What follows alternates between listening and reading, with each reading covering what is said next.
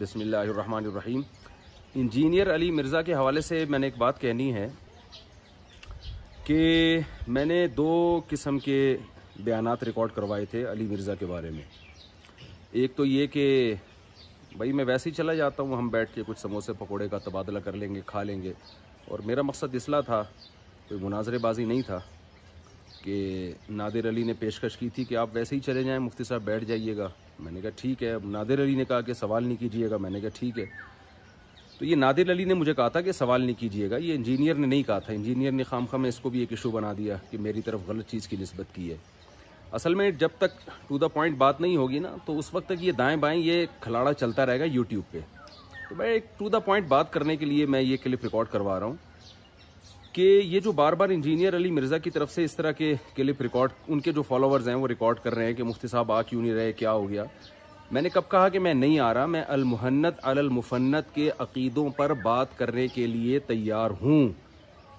دیر ہو رہی ہے انجینئر علی مرزا کی طرف سے۔ میں نے یہ کہا ہے کہ صرف ان عقیدوں پر بات نہیں ہوگی، ان کے علاوہ جو آپ جو اتنے عرصے سے چیلنجز کرتے رہے ہیں ان پر بھی میں آپ سے بات کروں گا۔ مجھے حق ہے کہ میں آپ سے سوال کروں۔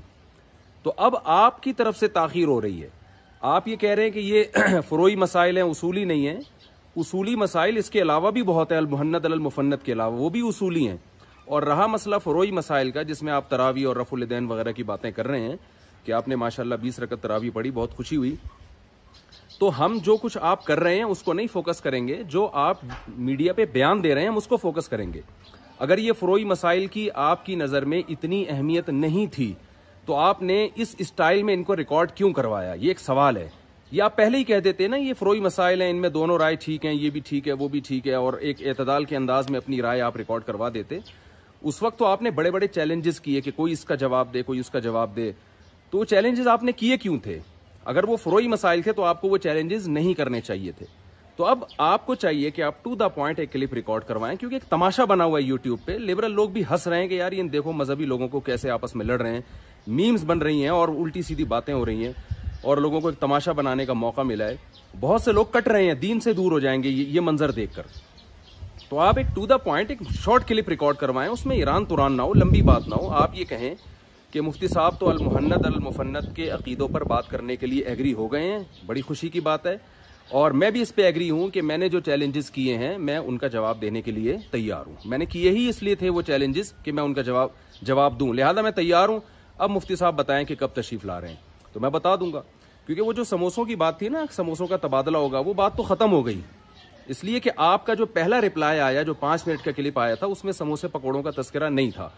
اس میں آپ نے سیدھا چیلنج کر دیا کہ ٹھیک ہے آ جائیں اور ان عقیدوں پر بات ہوگی اور یہ زہر کا پیالہ پی لیں گے، تو اور لیکن اس عقیدوں پر یہ بات نہیں کر سکتے۔ تو آپ نے وہ زہر کے پیالے اور عقیدوں پر بات، آپ نے اصولی بات شروع کر دی، تو وہ سموسوں والی بات ختم ہو گئی۔ میں تو اس کے لیے ایگری تھا، اب وہ بات ختم ہو گئی، اب تو ڈیبیٹ ہوگی، بحث ہوگی، بات چیت ہوگی، اور میں آپ سے سوال پوچھوں گا جو آپ نے چیلنجز کیے ہیں۔ تو اب میری طرف سے تاخیر نہیں ہو رہی ہے، اس لیے لوگ کوئی بھی مجھ پہ اشکال نہ کرے کہ مفتی صاحب کیوں نہیں جا رہے۔ اب آپ علی مرزا سے پوچھیں کہ اب کیوں نہیں بلا رہے مفتی صاحب کو، تو یہ بات ہوگی اور یہ سب پہلے سے طے ہوگا ہمارا، یعنی یہ مسئلہ کہ میں آپ سے سوال، مجھے پورا حق حاصل ہے۔ تو اب تاخیر میری طرف سے نہیں ہو رہی، محترم کی طرف سے ہو رہی ہے۔ یہ ایک وضاحتی بیان تھا، اور میں اب ارادہ کیا میں نے کہ میں اس ٹاپک کو اب دوبارہ نہیں چھیڑوں گا۔ اب کوئی مجھ سے نہ پوچھے کہ کیوں نہیں جا رہے، اب آپ علی مرزا سے پوچھیں کہ علی مرزا بھائی جب مفتی صاحب کہہ رہے ہیں کہ وہ جو آپ نے چیلنجز کیے تھے تو ان چیلنجز کا جواب دو، تو علی مرزا بھائی اب آپ جواب کیوں نہیں دے رہے؟ اور میں اس موقع پر ایک شعر پڑھنا بھی مناسب سمجھوں گا کہ میں جو 1.5 سال سے چیلنجز کر رہا ہوں، علی مرزا نے جو پہلا کلپ ریکارڈ کروایا اس میں ان چیلنجز کا تو کوئی تذکرہ کیا ہی نہیں۔